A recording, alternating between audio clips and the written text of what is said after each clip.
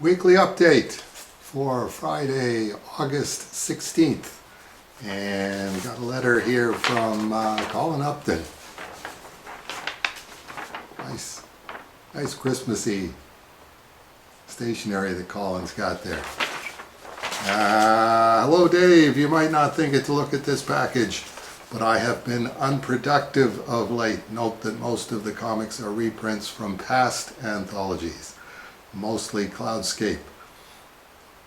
The fact was that in May, Van Calf was fast approaching and I needed new material to sell. I have some regular customers I only see at places like Van Calf. There's a couple of factors involved. One is that I've been working on a series of comic book size long stories, 20 pages or more, of unconnected stories about ghouls named Gwen. Wait for it. The Gwen Ghoul variations. That might be a Canadian thing, but that's very funny. Gwen Ghoul variations.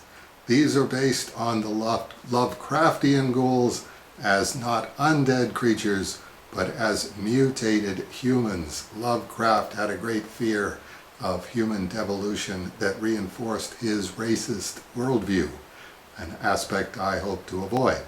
But I am more interested in relationships between ghouls and humans. Ghouls as manifestations of our, quote, shadow selves, unquote. It's hard working on these longer stories. Mini comics are so much faster to produce. I have a second story, Heads I Win being the first, halfway inked, a couple of penciled, and several scripts, but I haven't been able to devote my energy to work on comics at all for months. Now I have become, in effect, a professional miniaturist. I paint war game figures for hire, piecemeal work. The money isn't great. My clients are not in a position to pay me more, but I really need the money as my savings are running out. I've become so desperate I went to Work BC to see if I could get some help finding more regular employment. I went through a 3-day workshop and test after test to discover pretty much what I already knew. I am off the charts as far as introversion goes. Big surprise that. I'm not really good at anything, but scored highest in analytical and creativity. Some of the tests were pushing me into the sciences, which I have little interest or understanding of. What I'm really hoping for is to get a course in digital drawing, as every illustration job I come across demands computer rendering. I thought about teaching adult education on comics, but it seems I'd need a PhD in something. On Friday I found out I have cataracts in my left eye, which no one will do anything about until it gets worse. Check back in a year or so. Maybe that's why I sleep so much. I may sound despondent, but yesterday I finished 32 1806 Prussian Dragoons 28mm and had time on my hands, so I pulled out my half-inked ghoul story, Ghouls on Drugs, basically, and worked on it. It had been so long since I worked at my drawing table for more than an hour or so. My bottle of graphic white was dried out, so I had to reconstitute it with water. Felt good to draw.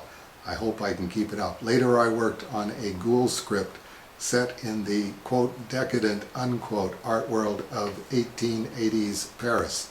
So I'm not beat down yet.